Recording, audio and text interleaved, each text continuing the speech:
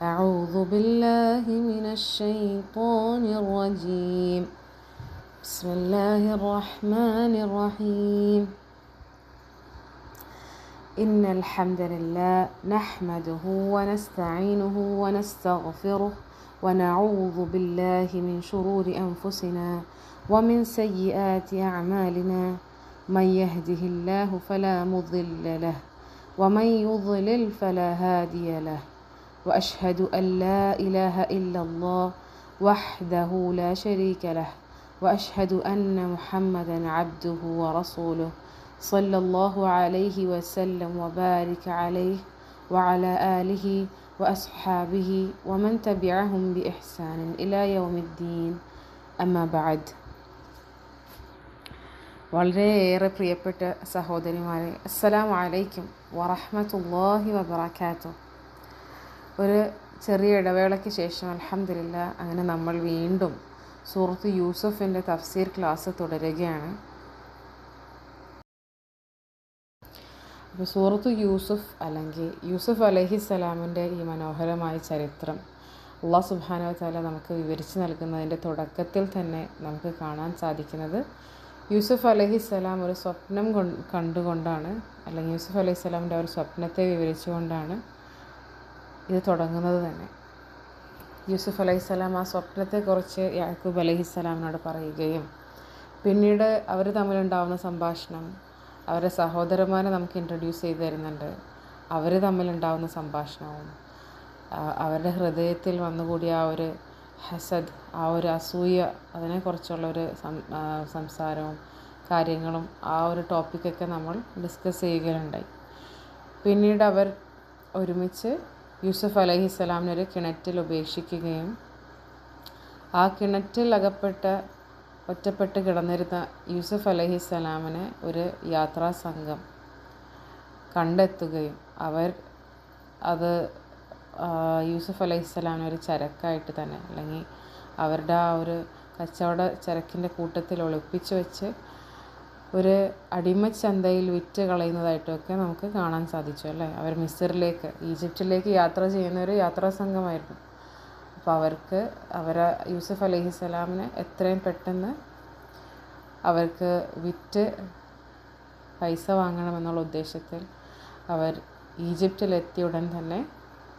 മിസ്റിലെത്തിയ ഉടനെ തന്നെ അവർ അടിമച്ചന്തയിൽ യൂസുഫ് അലൈഹിസ്സലാമിനെ വിൽക്കുകയും യൂസുഫ് അലൈഹിസ്സലാമിനെ വാങ്ങുന്ന ആളോ ഈജിപ്തിലെ ഒരു അസീസായിരുന്നു. അസീസ് എന്നാണ് നമ്മൾക്ക് ഖുർആൻ അദ്ദേഹത്തെ പരിചയപ്പെടുത്തുന്നത്.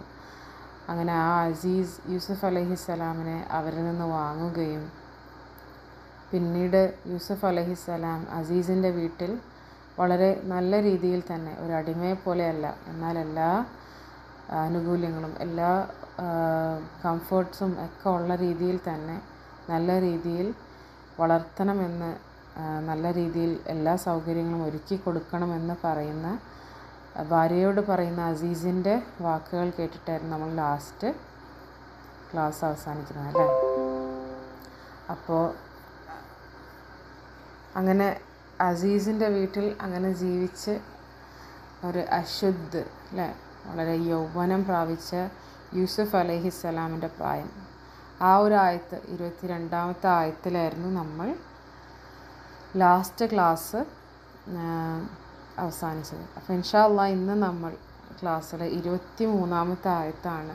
23ാമത്തെ ആയത്തിൻ്റെ തഫ്സീറിലേക്കാണ് കൂടുതൽ മനസ്സിലാക്കാൻ ശ്രമിക്കാൻ ഉദ്ദേശിക്കുന്നത് ഇൻഷാ അല്ലാഹ്.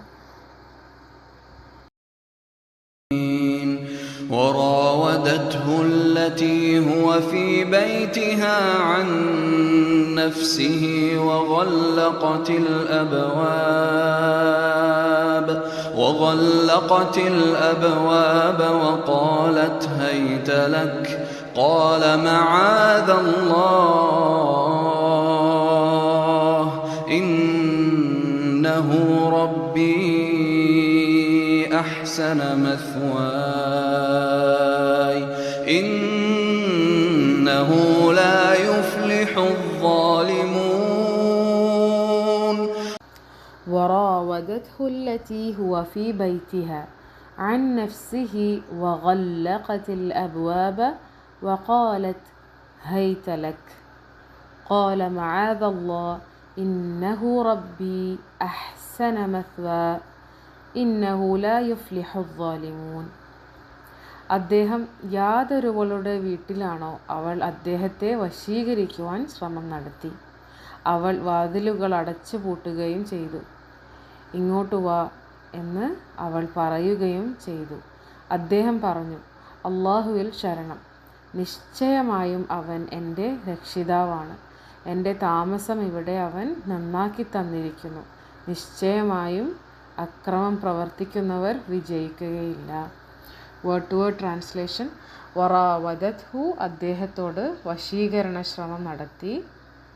അല്ലത്തി യാതൊരുവൾ, ഹുവ അദ്ദേഹം, ഫി ബൈത്തിഹ അവളുടെ വീട്ടിലാണ്, അൻ നഫ്സിഹി അദ്ദേഹത്തിനു വേണ്ടി, വഗല്ലഖത് അവൾ അടച്ചു പൂട്ടുകയും ചെയ്തു, അൽ അബ്വാബ് വാതിലുകൾ, വഖാലത്ത് അവൾ പറയുകയും ചെയ്തു, ഹൈതലക് ഇങ്ങോട്ട് വാ, നീ വാ, ഖാല അദ്ദേഹം പറഞ്ഞു, മഅദല്ലാഹ് അള്ളാഹുവിൽ ശരണം, അള്ളാഹുവിൻ്റെ രക്ഷ, ഇന്നഹു നിശ്ചയമായും അവൻ, റബ്ബി എൻ്റെ രക്ഷിതാവാണ്, യജമാനനാണ്, അഹ്സന അദ്ദേഹം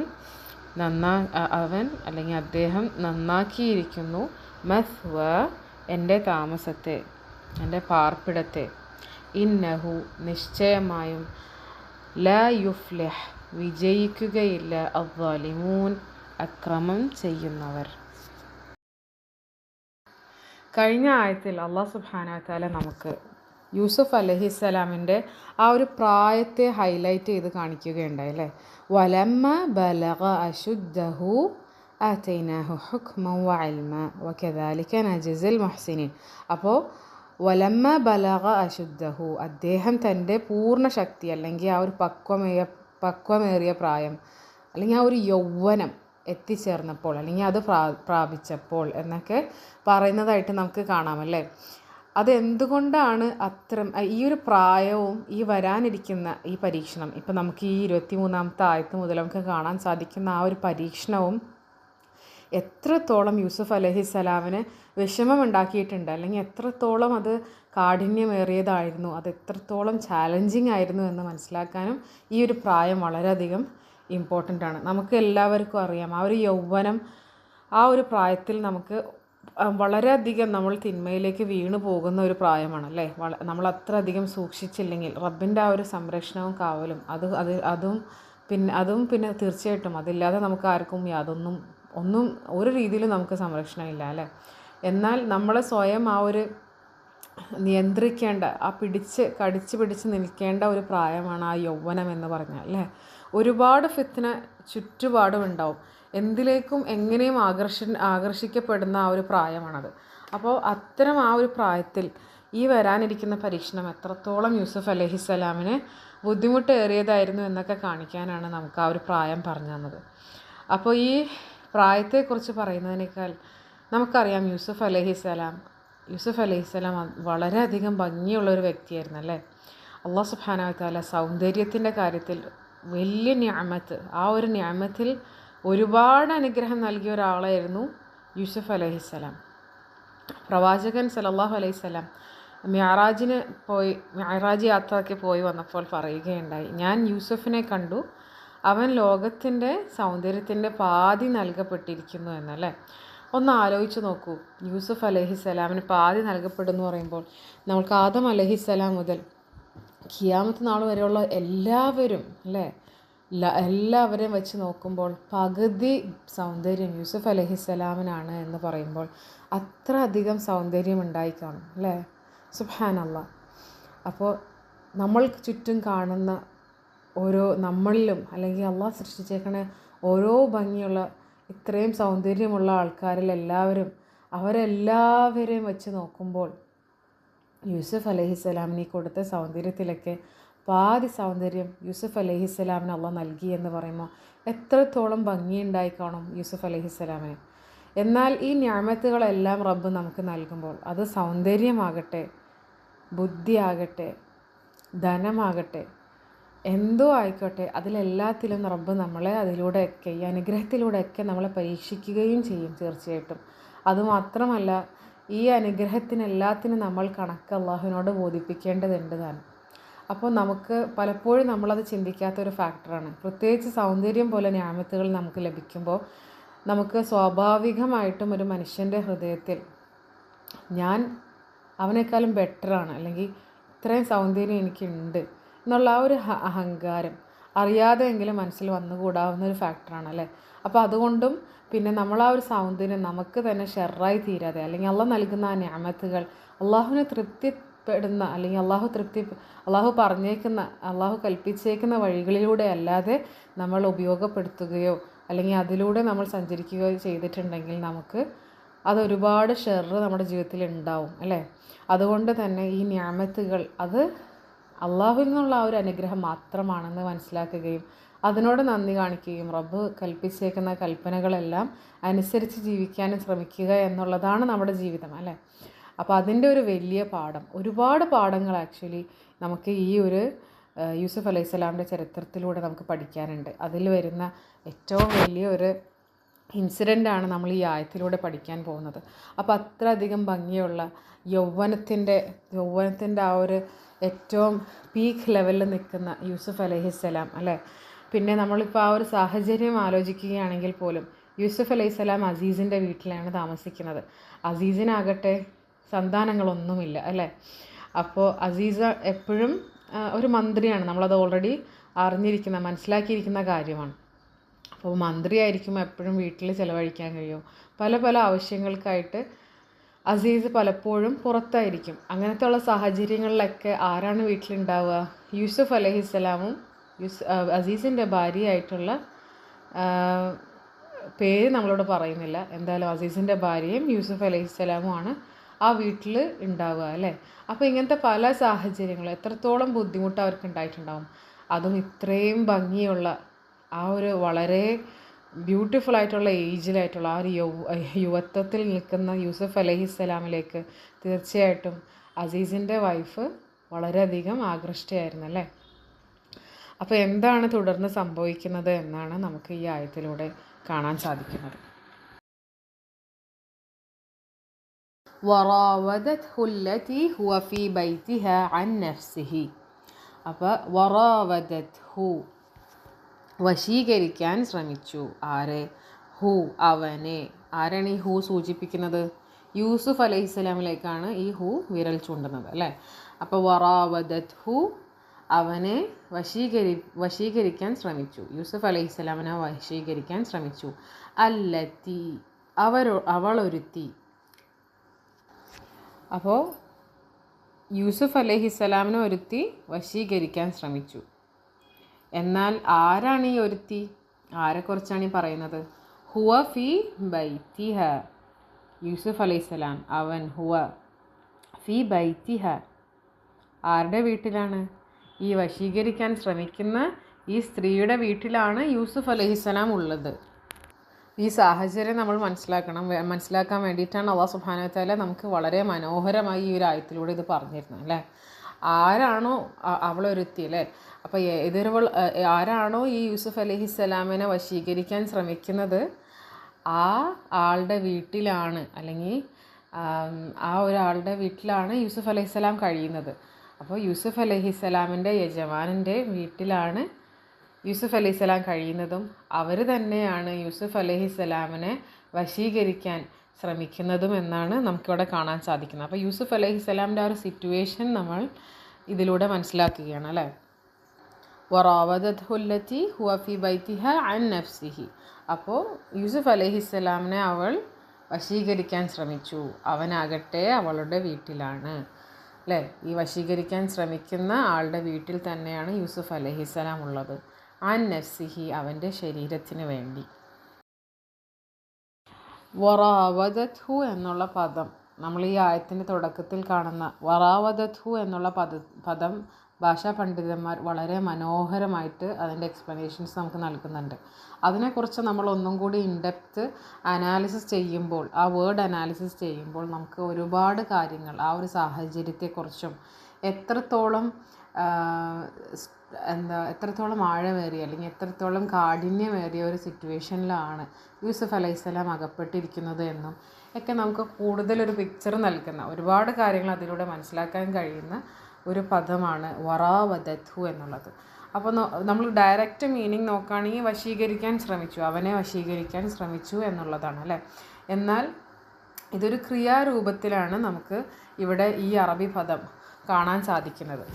ഫഅല ഫോമിലാണ് വന്നിരിക്കുന്നത് എന്ന് വെച്ചിട്ടുണ്ടെങ്കിൽ ഇതൊരു റിപ്പീറ്റഡ് ആക്ഷനാണ്. ഓക്കെ, ഒരു പ്രാവശ്യം നടത്തുന്ന ഒരു ശ്രമമല്ല, എന്നാൽ കൃത്യമായി തന്ത്രത്തോടു കൂടി അത് നിരന്തരം ആകർഷിക്കാൻ ശ്രമിച്ചുകൊണ്ടേയിരുന്നു എന്നാണ് ഇതിൻ്റെ അർത്ഥം വരുന്നത്. അപ്പോൾ ഈ ഒരു പദത്തിൽ നിന്ന് തന്നെ വരുന്ന ഈ ഒരു സെയിം റൂട്ട് വേർഡിൽ നിന്ന് വരുന്ന വേറെ വാക്കുകളാണ് അറാദ, യുറാവിദു, മുറാവദത്തൻ അല്ലേ. അപ്പോൾ ഇപ്പം നമ്മൾ അറാദ എന്നുള്ള പദം നോക്കുകയാണെങ്കിൽ തന്നെ എന്തെങ്കിലും ഒരു കാര്യം നമ്മൾ ഉദ്ദേശിച്ചതിനെ കുറിച്ച് അതിനെ തന്നെ കോൺസ്റ്റൻ്റ്ലി നമ്മൾ ചിന്തിച്ചുകൊണ്ടേയിരിക്കുക.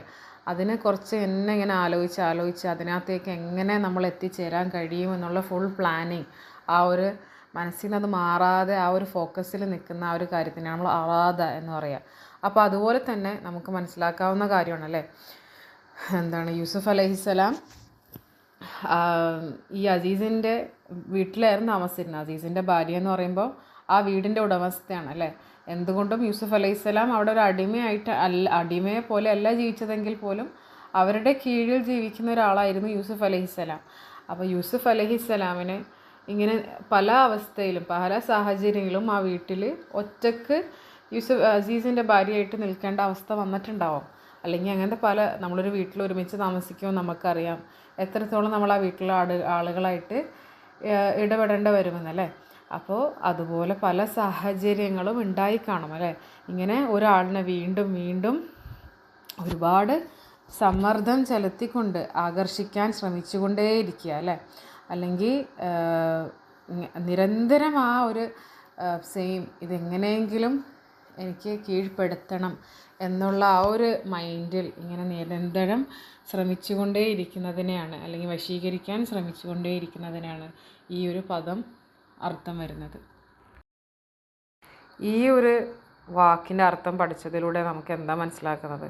യൂസുഫ് അലൈഹിസ്സലാമിനോട് നിരന്തരം അല്ലേ, ആ ഒരു യൂസുഫ് അലൈഹിസ്സലാമിൻ്റെ ശരീരത്തെ ആസ്വദിക്കാൻ അല്ലെങ്കിൽ ആ ശരീരത്തെ നേടിയെടുക്കാൻ വേണ്ടി യൂസുഫ് അലൈഹിസ്സലാമിൻ്റെ മനസ്സിനെ അസീസിൻ്റെ ഭാര്യ അവളുടെ മനസ്സിൽ എന്താണോ ആഗ്രഹം ആ ആഗ്രഹത്തിലേക്ക് യൂസുഫ് അലൈഹിസ്സലാമിൻ്റെ മനസ്സിനെയും എത്തിച്ചേർക്കാൻ, അല്ലെങ്കിൽ എങ്ങനെയെങ്കിലും ആ ഒരു സെയിം പേജിലേക്ക് രണ്ടുപേരും എത്തിച്ചേരാൻ വേണ്ടി നിരന്തരം ഒരു റെസ്റ്റ് ഇല്ലാതെ ഇങ്ങനെ ശ്രമിച്ചുകൊണ്ടേയിരിക്കുന്ന ഒരു പിക്ചറാണ് നമ്മൾ കാണുന്നത് അല്ലേ. അസീസിൻ്റെ ഭാര്യയൊക്കെ ആണെങ്കിൽ വളരെയധികം യൂസുഫ് അലൈഹിസ്സലാമിൻ്റെ ഭംഗിയിൽ ആകൃഷ്ടയായി. ഒരു രീതിയിലും വഴിവിട്ട ഒരു ആകർഷണവും ഒരു ഇഷ്ടവുമൊക്കെ ആയപ്പോൾ ഒട്ടും തന്നെ സ്വന്തം കൺട്രോൾ ചെയ്യാൻ പറ്റാത്തൊരവസ്ഥയിലേക്ക് എത്തിയിരിക്കുകയാണ് അല്ലേ. അപ്പോൾ യൂസുഫ് അലൈഹിസ്സലാം ആകട്ടെ യൗവനം പ്രാപിച്ച് വളരെയധികം മനോഹരമായ വളരെ ഭംഗിയുള്ള ഒരു യുവാവായിട്ട് അവിടെ വളർന്നു വന്നുകൊണ്ടിരിക്കുകയാണ്.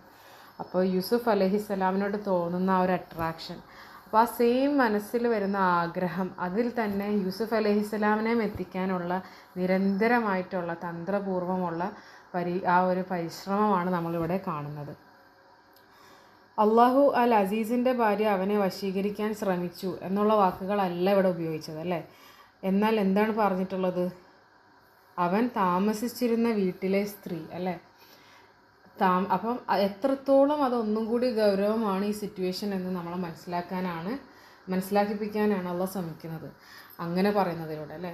ആരാണോ യൂസുഫ് അലൈഹിസ്സലാമിനെ വശീകരിക്കാൻ ശ്രമിക്കുന്നത് ആ ഒരു സെയിം സ്ത്രീയുടെ വീട്ടിൽ തന്നെയാണ് യൂസുഫ് അലൈഹിസ്സലാം താമസിച്ചിട്ടിരിക്കുന്നത് എന്നാണ് പറയുന്നത്. അപ്പോൾ എത്രത്തോളം കാഠിന്യമേറിയ, എത്രത്തോളം ബുദ്ധിമുട്ടുള്ള ഒരു സാഹചര്യമായിരുന്നു, അല്ലെങ്കിൽ എത്രത്തോളം ബുദ്ധിമുട്ടുള്ള ഒരു പരീക്ഷണമായിരുന്നു ആ സമയത്ത് യൂസുഫ് അലൈഹിസ്സലാം നേരിടേണ്ടി വന്നിരുന്നത് എന്ന് നമ്മളെ വ്യക്തമായി കാണിക്കുകയാണ് ഇതിലൂടെ.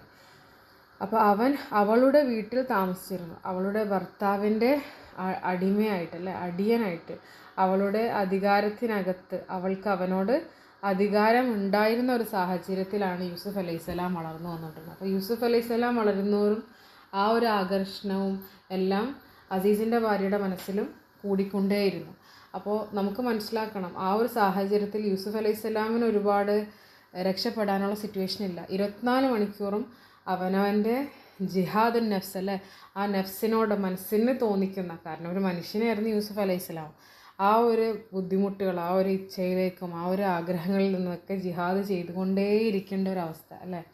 പലപ്പോഴും നമുക്ക് ചിലപ്പം ചില സാഹചര്യങ്ങൾ, മേ ബി ഒരു വർക്ക് എൻവയൺമെൻ്റ് ആവാം, അല്ലെങ്കിൽ ഒരു കോളേജിൽ പോകുന്ന അവസ്ഥയാവാം, അപ്പോൾ അല്ലെങ്കിൽ ഏതെങ്കിലും ഒരു ചെറിയ സാഹചര്യമാവാം, അന്നേരം നമുക്ക് അങ്ങനത്തെ ഒരാൾ നമ്മളെങ്ങനെ ബുദ്ധിമുട്ടിച്ചുകൊണ്ടേയിരിക്കുക, അല്ലെങ്കിൽ നമ്മൾ സ്ത്രീകളുടെ കേസിൽ വളരെ കുറവാണ് അങ്ങനെ വരുന്നത്, എന്നാൽ പോലും നമുക്ക് അങ്ങനത്തെ സാഹചര്യങ്ങൾ ഉണ്ടായേക്കാം അല്ലേ.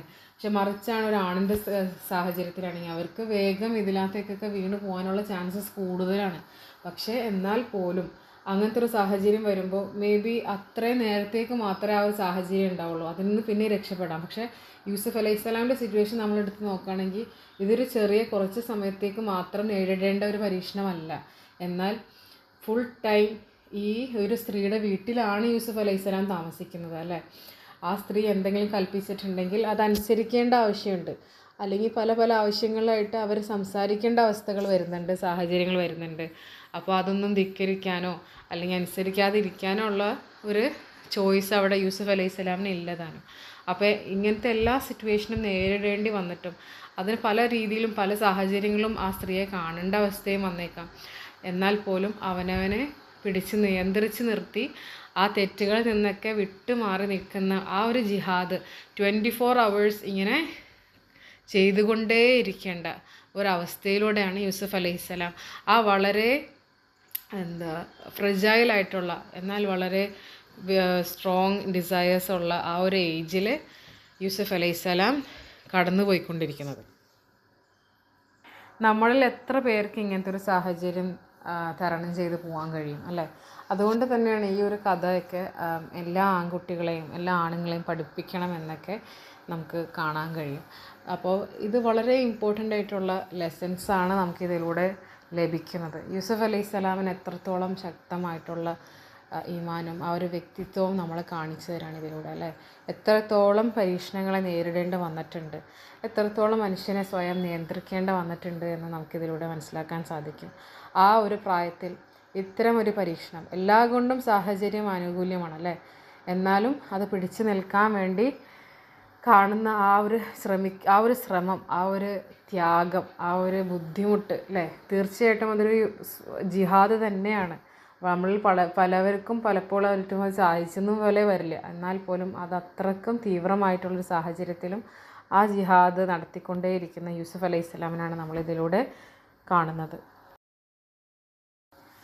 അങ്ങനെ സ്വയം നിയന്ത്രിക്കാൻ കഴിയാത്ത പ്രേമം മൂത്ത് ഭ്രാന്തായി എന്നൊക്കെ പറയുന്ന പോലത്തെ അവസ്ഥയിൽ നിൽക്കുന്ന അസീസിൻ്റെ ഭാര്യ എന്ത് ചെയ്യണം, എങ്ങനെയെങ്കിലും പൂർണ്ണമായിട്ടും ഈ യൂസുഫ് അലൈഹിസ്സലാമിൻ്റെ സൗന്ദര്യത്തിൽ ആകൃഷ്ടയായ ആ സ്ത്രീ എങ്ങനെയെങ്കിലും യൂസുഫിനെ നേടിയെടുക്കണം, യൂസുഫിൻ്റെ ശരീരം ആസ്വദിക്കണം എന്നൊക്കെ ഉള്ള ഒരേ ഒരു ചിന്ത മാത്രം കൊണ്ട് നിൽക്കുന്ന അസീസിൻ്റെ ഭാര്യയ്ക്ക് എങ്ങനെയെങ്കിലും നിർബന്ധിച്ചിട്ടാണെങ്കിൽ അങ്ങനെ യൂസുഫിനെ കയ്യിലാക്കണം എന്നായിരുന്നു അന്നേരത്തെ ആ ഒരു ചിന്ത.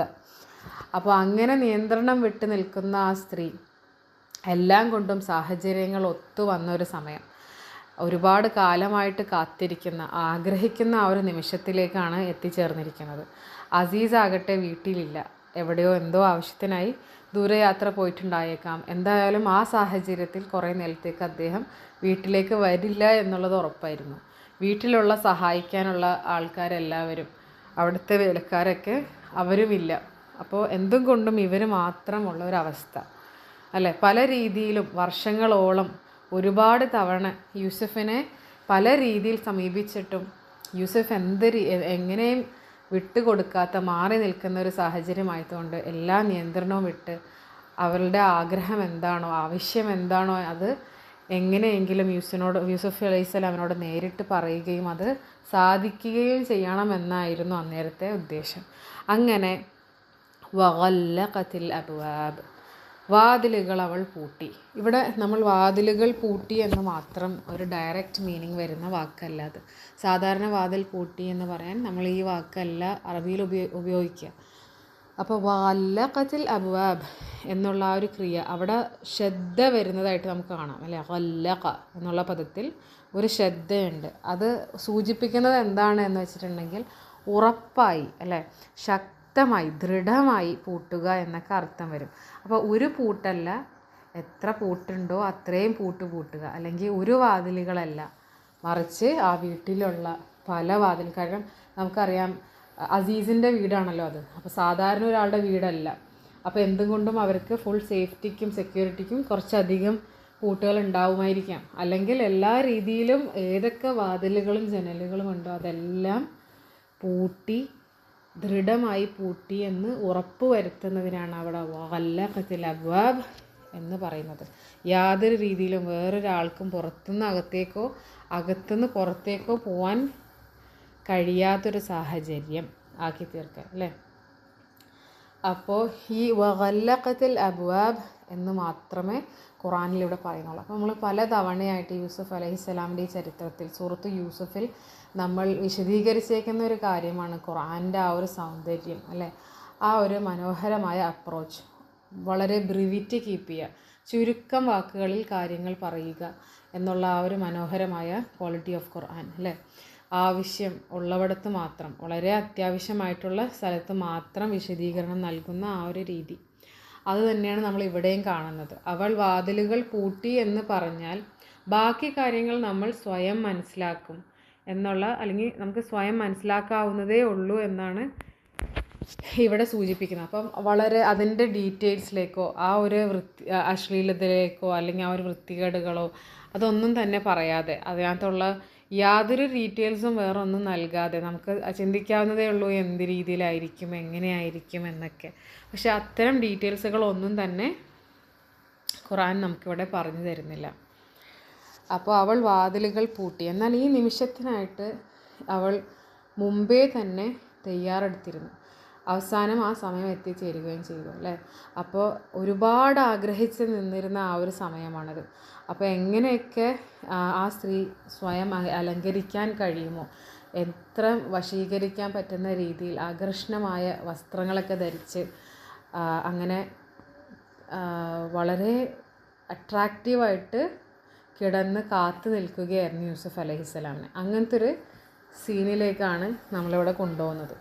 അപ്പോൾ വളരെ സെലക്റ്റീവായിട്ട് ഡ്രസ്സ് ചെയ്ത് വളരെ അട്രാക്റ്റീവായിട്ടുള്ള ക്ലോത്തിങ്ങും മേക്കപ്പും കാര്യങ്ങളൊക്കെ ചെയ്ത് അങ്ങനെ കാത്തു കിടക്കുകയായിരുന്നു ഈ സ്ത്രീ. അപ്പോൾ നമുക്ക് ഈ ഒരു സാഹചര്യത്തിൽ നബി സല്ലല്ലാഹു അലൈഹി വസല്ലം നമുക്ക് താക്കീത് നൽകിയിട്ടുള്ള ഒരു ഹദീസ് നമുക്ക് ഓർക്കാം. ഒരു അന്യപുരുഷനും ഒരു അന്യ സ്ത്രീയും ഒറ്റക്കായാൽ മൂന്നാമനായി അവരുടെ കൂട്ടത്തിൽ ശൈത്താനാണ് ഉണ്ടാവുക അല്ലേ. സുനന തിർമിദിയിലൊക്കെ വന്നിരിക്കുന്ന ഹദീസാണിത്. അപ്പോൾ ഇതുകൊണ്ട് എന്താണ് നമുക്ക് മനസ്സിലാക്കുന്നത്? എന്തുകൊണ്ടും നമ്മൾ ഒരു അന്യപുരുഷനും ഒരു അന്യ സ്ത്രീയും ഒരിക്കലും ഒരു സ്ഥലത്തും ഒറ്റക്കാവൽ അത് പാടില്ലാത്തൊരു കാര്യമാണ്. അത് നമ്മൾ വളരെയധികം സൂക്ഷ്മത പാലിക്കേണ്ട ഒരു കാര്യമാണ്. നമ്മൾ എത്രത്തോളം ഞാൻ അങ്ങനത്തെ കാര്യത്തിലൊന്നും വീണ് പോവില്ല, അല്ലെങ്കിൽ അവൻ അങ്ങനത്തെ ടൈപ്പേ അല്ല എന്നൊക്കെ വിചാരിച്ചാലും ഒരിക്കലും ഒരു അന്യപുരുഷനും ഒരു അന്യ സ്ത്രീയും ഒരു കാരണവച്ചാലും നമുക്ക് പറ്റും വിധം അങ്ങനത്തെ സാഹചര്യങ്ങൾ നമ്മളെപ്പോഴും ഒഴിവാക്കാൻ ശ്രമിക്കണം. അത് നമ്മുടെ ഫ്രണ്ട്സിനോടായാലും നമ്മുടെ സിസ്റ്റേഴ്സിനോടായാലും നമ്മുടെ മക്കളോടായാലും ഒക്കെ നമ്മളത് പറഞ്ഞ് മനസ്സിലാക്കി കൊടുക്കേണ്ട ആവശ്യവുമുണ്ട്. കാരണം പ്രത്യേകിച്ച് ഈ കാലഘട്ടത്തിൽ വളരെ നിസ്സാരമായി കാണുന്ന കാര്യങ്ങളാണിതെല്ലാം. പക്ഷെ നബി സല്ലല്ലാഹു അലൈഹി വസല്ലം നമുക്ക് താക്കീത് നൽകിയിരിക്കുന്ന കാര്യമാണ്. അത് വളരെ ഇമ്പോർട്ടൻ്റ് ആണ് താനും. കാരണം ശൈത്താൻ അവരുടെ ഇടയിൽ പ്രവർത്തിക്കുമെന്നുള്ളതിൽ യാതൊരു സംശയമില്ല. എത്ര നല്ല സ്വഭാവമുള്ള ഒരാളായാൽ പോലും ശൈത്താൻ തീർച്ചയായിട്ടും അവരുടെ മേൽ അക്രമം നടത്തും. അവരെ തെറ്റിലേക്ക് നയിക്കാൻ ശ്രമിച്ചുകൊണ്ടേയിരിക്കും. അപ്പോൾ അവർക്ക് അങ്ങനെ പലതരം മനസ്സിൽ ഒരുപാട് ആഗ്രഹങ്ങളായാലും വസ്വാസായാലും ഒക്കെ ഇട്ടുകൊടുക്കും.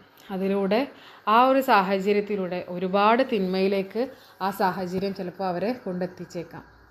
അതുകൊണ്ട് തന്നെയാണ് അത്തരം സാഹചര്യങ്ങൾ എപ്പോഴും ഒഴിവാക്കണമെന്ന് നമ്മളോട് താക്കീത് നൽകിയിരിക്കുന്നത് നമ്മുടെ നബി സല്ലല്ലാഹു അലൈഹി വസല്ലം. തിരിച്ച് നമുക്ക് ഈ ഒരു സിറ്റുവേഷനിലേക്ക് വരാം. അപ്പോൾ എന്താണ് ഈ വാതിലുകളെല്ലാം അടച്ചു പൂട്ടി യൂസുഫിനെ കാത്തു കിടക്കുന്ന ഈ സ്ത്രീ പറയുന്നത്?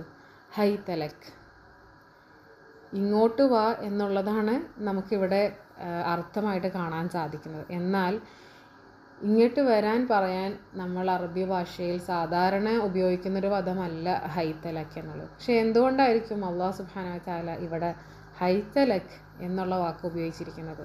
ഭാഷാ പണ്ഡിതന്മാർ ഇതിനെ എക്സ്പ്ലെയിൻ ചെയ്യുന്ന ഒരു കാര്യത്തിൽ പറയുന്ന കാര്യം, ഒരു പക്ഷേ ആ ഒരു പെണ്ണ് വിളിച്ച ഒരു രീതി അല്ലെങ്കിൽ ആ ഒരു വാക്കിൻ്റെ ടോൺ എന്നത് സൂചിപ്പിക്കാനാണ് ഈ ഒരു പദം ഇവിടെ ഉപയോഗിച്ചിരിക്കുന്നത്. വളരെ സെഡക്റ്റീവായിട്ട് ആ ഒരു തെറ്റിലേക്ക് മാടി വിളിക്കുന്ന ഒരു സ്ത്രീനെയാണ് ഇവിടെ ആ ഒരു വാക്കുകളിലൂടെ നമുക്ക് കാണിച്ചു തരുന്നത്. ആ ഒരു ടോൺ, ആ ഒരു വിളിയുടെ തെറ്റായ ഉദ്ദേശം, ആ ഒരു ടോണാണ് ഇവിടെ സൂചിപ്പിക്കാനാണ് ഇത്തരം വാക്കുകൾ ഹൈത്തലക് എന്നുള്ള പദം ഇവിടെ ഉപയോഗിക്കുന്നത്. അപ്പോൾ എന്താണോ ആ സ്ത്രീ ഉദ്ദേശിക്കുന്നത്, ആ സന്ദേശം വളരെ ക്ലിയറായിട്ട് മനസ്സിലാക്കാൻ സാധിക്കുന്ന ഒരു വിളി. അങ്ങനെ താൻ എന്താണോ ആഗ്രഹിക്കുന്നത് ആ സന്ദേശം വ്യക്തമാക്കാൻ അവൾ നേരിട്ട് കഠിനമായ ഒരു പ്രയോഗം പ്രയോഗിച്ചു. ഇങ്ങനത്തെ ഒരു സാഹചര്യത്തിൽ പോലും ഏതൊരു മനുഷ്യനും എങ്ങനെയും വീണു പോകാവുന്ന, ആ ഒരു പ്രലോഭനത്തിൽ വീണു പോകുന്ന, വഴിപിഴച്ചു പോകുന്ന, വിഭജിച്ച് പോകുന്ന ആ ഒരു സാഹചര്യത്തിൽ പോലും അള്ളാഹു സുബ്ഹാനഹു വ തആല ഓർക്കുന്ന യൂസുഫ് അലൈഹിസ്സലാമിനെയാണ് നമ്മളെവിടെ അള്ളാഹ് കാണിച്ചു തരുന്നത്. എന്താണ് യൂസുഫ് അലൈഹിസ്സലാം ഉടനെ പറയുന്നത്? ഖാല മഅദല്ലാഹ്, അള്ളാഹുവിലാണ് എൻ്റെ ശരണം എന്നാണ് ഉടൻ തന്നെ യൂസുഫ് അലൈഹിസ്സലാം ഇവിടെ പറയുന്നത്.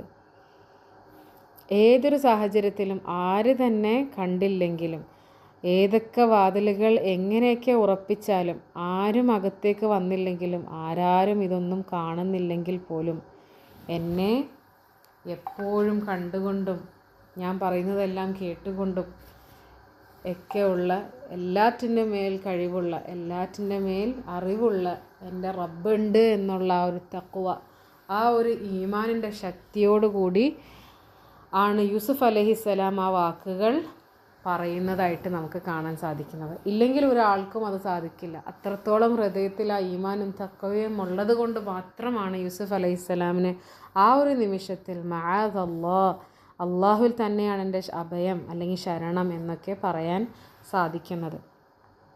ഇത് സാധാരണ ഒരു വാക്കായിട്ട് നമ്മൾ കാണരുത്. എത്രത്തോളം ഭംഗിയുള്ള ആഴമേറിയ വാക്കാണ് എന്നുള്ളത് നമ്മൾ മനസ്സിലാക്കേണ്ടതുണ്ട്. യൂസുഫ് അലൈഹിസ്സലാം അഊദു ബില്ലാഹ് ഒന്നുമല്ല പറഞ്ഞത്. അഊദു ബില്ലാഹ് എന്ന് വേണമെങ്കിൽ പറയാമായിരുന്നു, പക്ഷേ ഞാൻ അള്ളാഹുവിൽ അഭയം തേടുന്നു എന്നാണ് പറയുന്നതായിട്ട് കാണുന്നത്.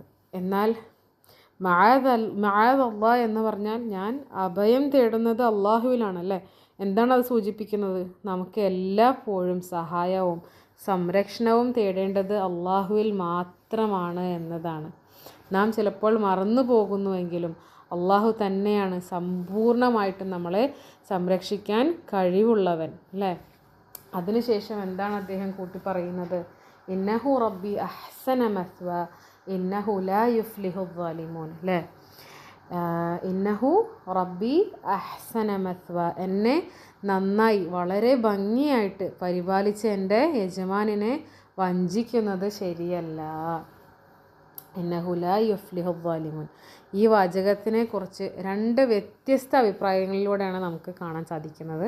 സ്കോളേഴ്സ് തമ്മിൽ വളരെ ഡിഫറൻസ് ഓഫ് ഒപ്പീനിയൻസ് നമുക്ക് കാണാൻ കഴിയുന്ന ഒരു വാക്കാണ് ഇവിടെ ഈ യജമാനൻ എന്ന് പറയുന്നത്. ഇവിടെ എൻ്റെ യജമാനൻ എന്ന് പറഞ്ഞത് ആ സ്ത്രീയുടെ ഭർത്താവിനെ കുറിച്ചാണോ അതെയോ എൻ്റെ യജമാനൻ എന്ന് പറയുന്നത് എൻ്റെ റബ്ബായ അള്ളാഹുവിനെ കുറിച്ചാണോ എന്നുള്ളതിലാണ് ആ ഒരു ഡിഫറൻസ് ഓഫ് ഒപ്പീനിയൻ വരുന്നത്. പല പണ്ഡിതന്മാരും ഇതിൻ്റെ അർത്ഥം ഇങ്ങനെ വ്യാഖ്യാനിക്കുന്നതായിട്ട് നമുക്ക് കാണാൻ സാധിക്കും. നിൻ്റെ ഭർത്താവാണ് എൻ്റെ യജമാനൻ, അവൻ എന്നെ നല്ല രീതിയിൽ പരിപാലിച്ചിട്ടുണ്ട്. എന്നാൽ യൂസുഫ് അലൈഹിസ്സലാം മുമ്പ് പറഞ്ഞ അള്ളാഹ് തന്നെയാണ് എൻ്റെ അഭയം എന്ന വാക്കുകൾ സൂചിപ്പിക്കുന്നത്. അദ്ദേഹം ഉദ്ദേശിച്ചത് എൻ്റെ യജമാനൻ അള്ളാഹു ആണ്, അൽ അസീസ് അല്ല എന്നാണ്. അപ്പോൾ റബ്ബ് എന്ന പദത്തിൻ്റെ യജമാനൻ എന്നും സൃഷ്ടാവായ രക്ഷകൻ എന്നും ഇരട്ട അർത്ഥം വരുന്നതായിട്ട് നമുക്ക് കാണാൻ സാധിക്കും. ഇപ്പോൾ രണ്ട് രീതിയിലും ഇത് എടുക്കാം അല്ലേ. അപ്പോൾ ഒരു രീതിയിൽ എന്താണ് ഒരു എമൗണ്ട് ഓഫ് കുറച്ച് പണ്ഡിതന്മാർ ഒരു കൂട്ടം പണ്ഡിതന്മാർ പറയുന്നത് എന്താണ്, ഇന്നഹു റബ്ബി അഹ്സന മസ്വ. അപ്പോൾ അവിടെ റബ്ബി എന്ന് പറഞ്ഞ യജമാനൻ എന്ന് പറയുന്നത് അസീസിനെയാണ് അല്ലേ. എല്ലാ രീതിയിലും എനിക്ക് വളരെ ഭംഗിയായിട്ട് എൻ്റെ താമസ സ്ഥലം ഒരുക്കി തന്ന, എനിക്ക് വളരെ ഭംഗിയായിട്ട് തന്നെ ഈ വീട്ടിൽ എന്നെ സംരക്ഷിക്കുകയും എനിക്ക് വേണ്ടുന്നതെല്ലാം നൽകിയ ആ യജമാനനെ, നിൻ്റെ ഭർത്താവിനെ ഞാൻ ഒരിക്കലും വഞ്ചിക്കില്ല, അത് തെറ്റാണ് എന്ന് പറയുന്നതായിട്ട് കാണാം അല്ലേ.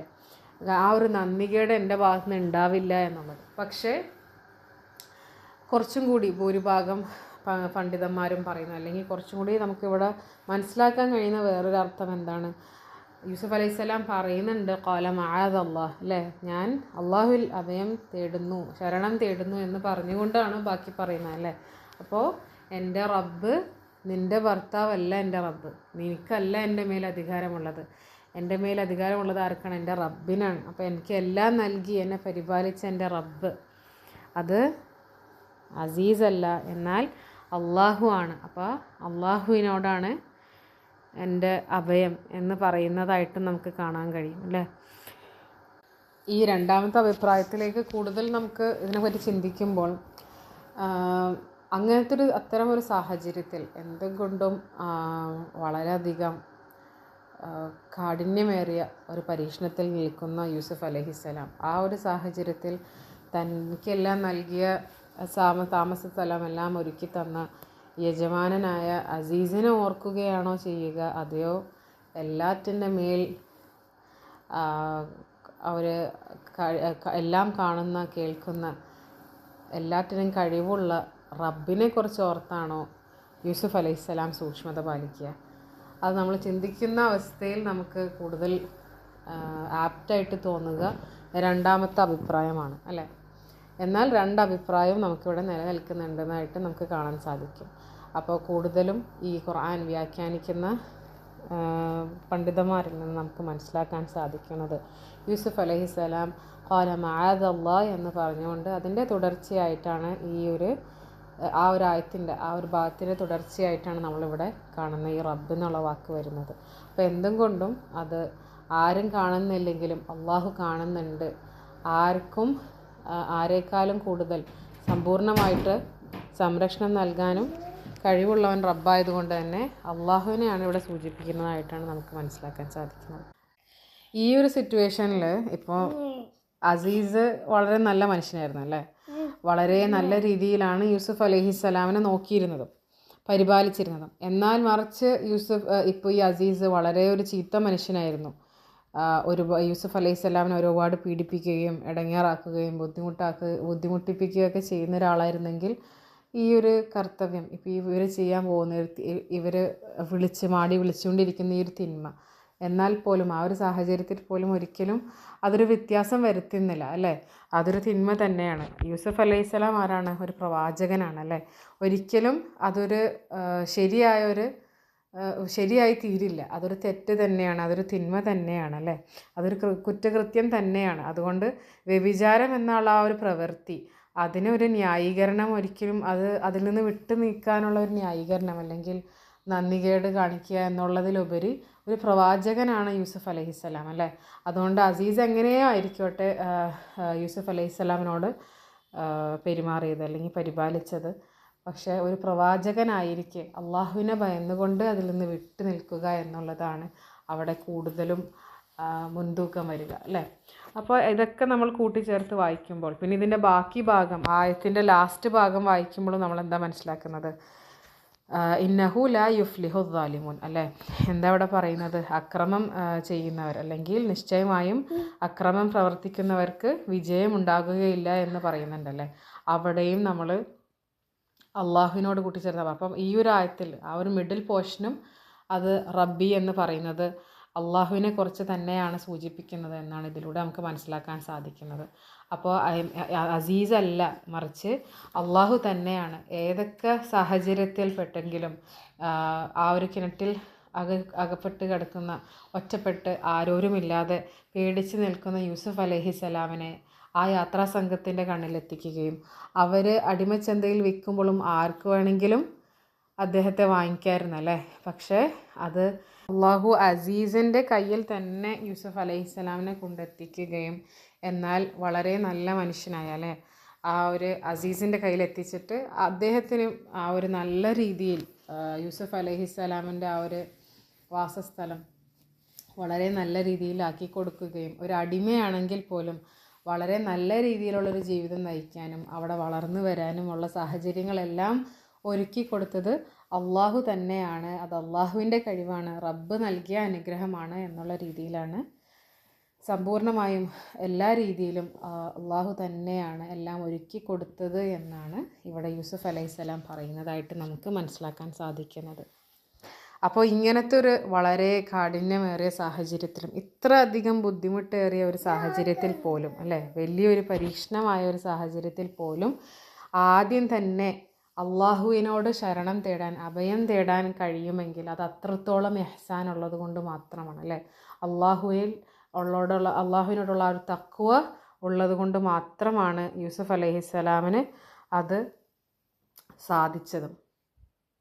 ആ ഒരു പ്രായത്തിലല്ലേ എല്ലാ രീതിയിലും യൗവനത്തിൻ്റെ ആ ഒരു എല്ലാ ബുദ്ധിമുട്ടുകളും എന്താ പറയുക, തെറ്റുകളിലേക്ക് നമുക്ക് ചാഞ്ചാടാനുള്ള എല്ലാ അവസ്ഥയുമുള്ള യൂസുഫ് അലൈഹിസ്സലാം അല്ലേ പ്രലോഭനത്തിൻ്റെ വലിയൊരു പരീക്ഷണത്തെ, വളരെ കാഠിന്യമേറിയ ഒരു പരീക്ഷണത്തിനെ നേരിട്ട് ആ നിമിഷത്തിൽ പോലും യൂസുഫ് അലൈഹിസ്സലാം ആദ്യം പറഞ്ഞ ആ ഒരു പ്രതികരണം എന്തായിരുന്നു? മഅദല്ലാഹ് എന്നാണ് അല്ലേ. അത് എത്രത്തോളം ബുദ്ധിമുട്ടേറിയ ഒരു സിറ്റുവേഷൻ ആയിരുന്നു, അല്ലെങ്കിൽ എത്രത്തോളം ശക്തമേറിയ രീതിയിലാണ് യൂസുഫ് അലൈഹിസ്സലാം അല്ലാഹു സുബ്ഹാനഹു വ തആലയിലേക്ക് അഭയം തേടുന്നത് എന്നുള്ളത് കാണിക്കുന്ന വാക്കുകളായിരുന്നു അല്ലേ.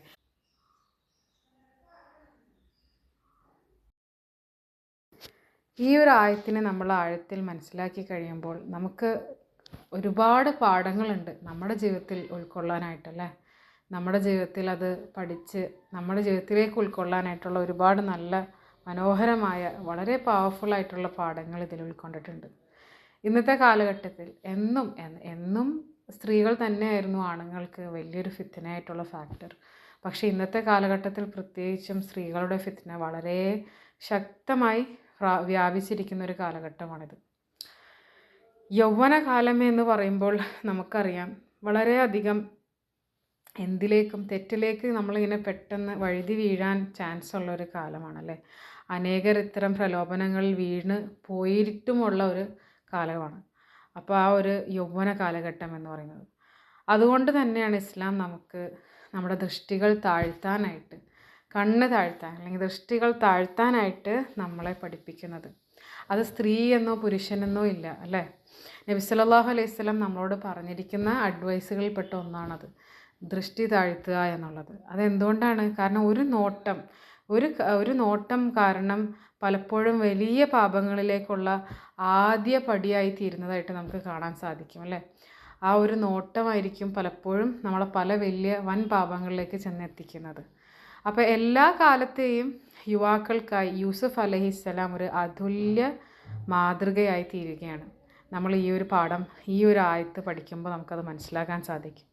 എത്ര പ്രലോഭനങ്ങളെ ചുറ്റും ഉണ്ടായിരുന്നെങ്കിൽ പോലും തൻ്റെ നഫ്സിനെ നിയന്ത്രിച്ച ഒരു യുവാവ് അല്ലേ, അള്ളാഹുവിനോടുള്ള അനുസരണക്കായി അല്ലെങ്കിൽ അള്ളാഹുവിൻ്റെ തൃപ്തിക്കായി അള്ളാഹുവിനെ ഭയന്ന് തൻ്റെ ആഗ്രഹങ്ങളെ അടക്കി പിടിച്ച ഒരു യുവാവിൻ്റെ കഥയാണ് നമ്മളിവിടെ കണ്ടത്.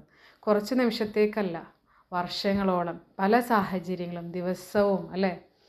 ഇന്ന് പാപം ചെയ്യുക എന്ന് പറഞ്ഞത് അല്ലെങ്കിൽ ഇത്തരം പാപങ്ങളിൽ ഏർപ്പെടുക എന്നുള്ളത് വളരെ നിസ്സാരമായ കാര്യമാണ്. അതെന്താണ്? നമുക്കൊരു ഫോൺ മതിയല്ലേ, നമുക്ക് എന്തോരം വളരെ ഈസി നമ്മൾ ക്യാരി ചെയ്യണ ഈ ഫോണിൽ കൂടെ തന്നെ നമുക്ക് ഒരുപാട് ഫിത്നയുണ്ട്. ഏത് ആപ്പ് തുറന്നാലും നമുക്ക് കാണാൻ കഴിയും നമ്മളെ ആകർഷിപ്പിക്കാനായിട്ടുള്ള വളരെ നഗ്നത കാണിച്ചും സൗന്ദര്യം വെളിപ്പെടുത്തിയും വളരെ ല്യൂറിങ് ആയിട്ടുള്ള സിഡക്റ്റീവായിട്ടുള്ള സ്ത്രീകളുടെ പിക്ചറുകളും അഡ്വർടൈസ്മെൻറ്റ്സും എല്ലാം നമുക്ക് എന്ത് നോക്കിയാലും എവിടെയെങ്കിലും കാണാതിരിക്കില്ല. നമ്മുടെ നാടുകളിലൊക്കെ ആണെങ്കിൽ പോലും നമ്മൾ പുറത്തു പോകുമ്പോൾ പോസ്റ്റേഴ്സ് തന്നെ അത്തരത്തിലാണല്ലേ. വളരെ വൾഗറായിട്ടും വളരെ ഇന്നർ വെയേഴ്സിൻ്റെയും ഏതിൻ്റെയും പരസ്യം നോക്കിയാലും സ്ത്രീകളിങ്ങനെ എല്ലായിടത്തും ഉണ്ടല്ലേ.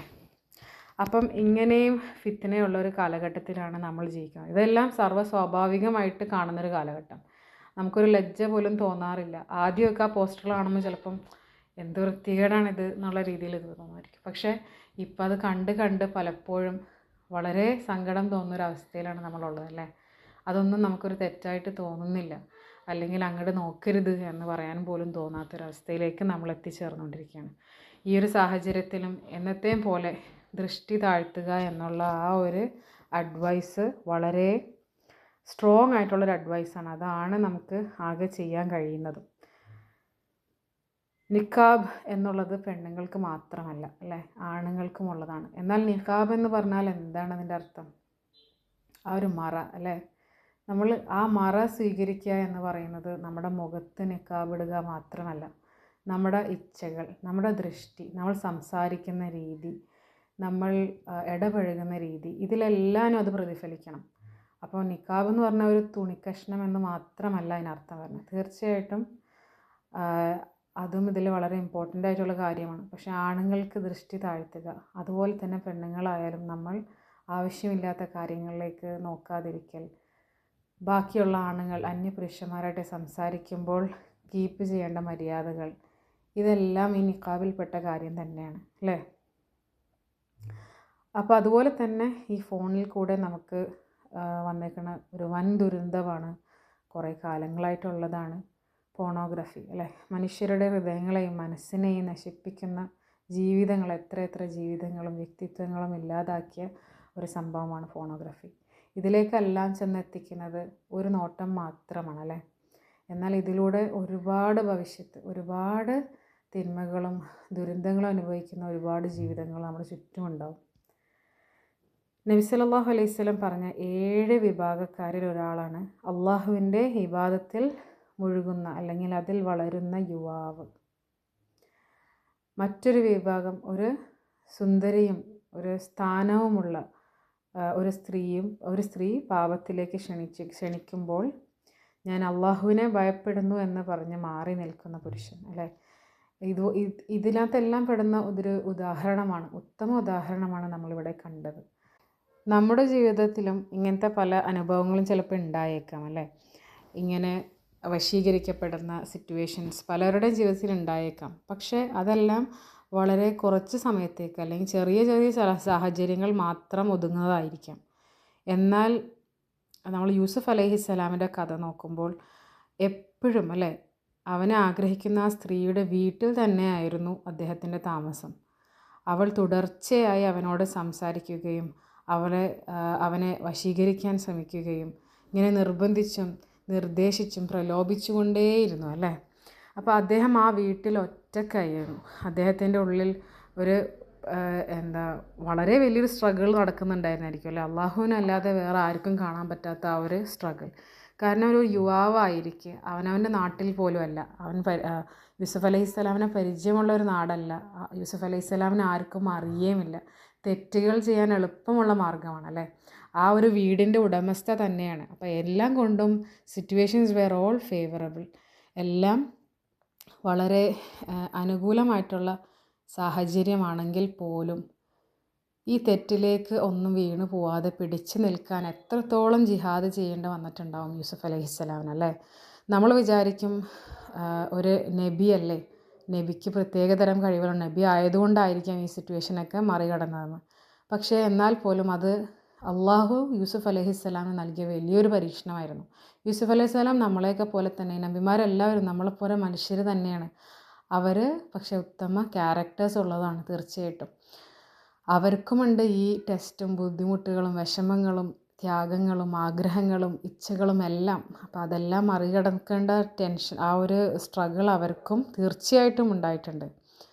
അപ്പോൾ ഇതിലൂടെ എല്ലാം കടന്നു പോയെങ്കിൽ പോലും ആ ഒരു നാട്ടിൽ ആരും പരിചയമില്ലാത്തൊരു നാട് അല്ലേ, എല്ലാം കൊണ്ടും ഒറ്റപ്പെട്ടൊരവസ്ഥയാണെങ്കിൽ പോലും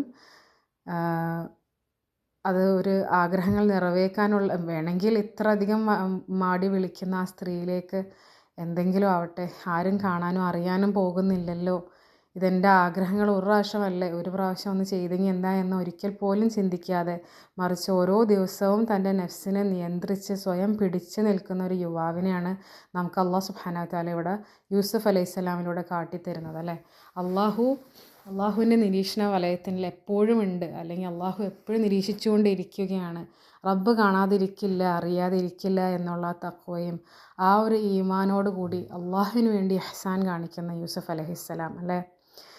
യൂസുഫ് അലൈഹിസ്സലാമിൻ്റെ ആ ഒരു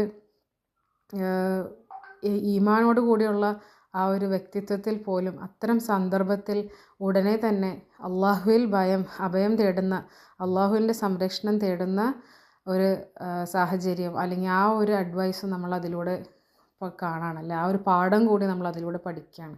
അത്രത്തോളം ഈമാനുള്ള യൂസുഫ് അലൈഹിസ്സലാമും അങ്ങനത്തെ ഒരു സന്ദർഭത്തിൽ പെട്ടെന്ന് തെറ്റിലേക്ക് ഞാൻ വഴുതി പോലേ റബ്ബേ, അള്ളാഹുവിൽ ഞാൻ അഭയം തേടുന്നു ഈ സാഹചര്യത്തിൽ നിന്ന് അള്ളാഹുവിനോട് തേടുന്ന യൂസുഫ് അലൈഹിസ്സലാം അല്ലേ.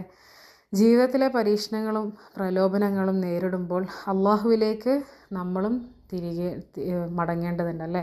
അള്ളാഹുവിനോട് അഭയം തേടേണ്ടതുണ്ട്. നമ്മൾ പലപ്പോഴും വിചാരിക്കുക എന്താ, ഞാൻ അങ്ങനത്തെ ഒരാളല്ല, എനിക്കിതൊക്കെ നിസ്സാരമായിട്ട് ഫേസ് ചെയ്യാൻ കഴിയുന്ന ട്രയൽസേ ഉള്ളൂ എന്നൊക്കെ പലപ്പോഴും വിചാരിക്കാറുണ്ട്. എന്നാൽ ആ ഒരു വിചാരണ നമ്മൾ തെറ്റായ ഒരു സെൽഫ് കോൺഫിഡൻസാണ്. കാരണം നമ്മൾ മനുഷ്യരാണ് അല്ലേ.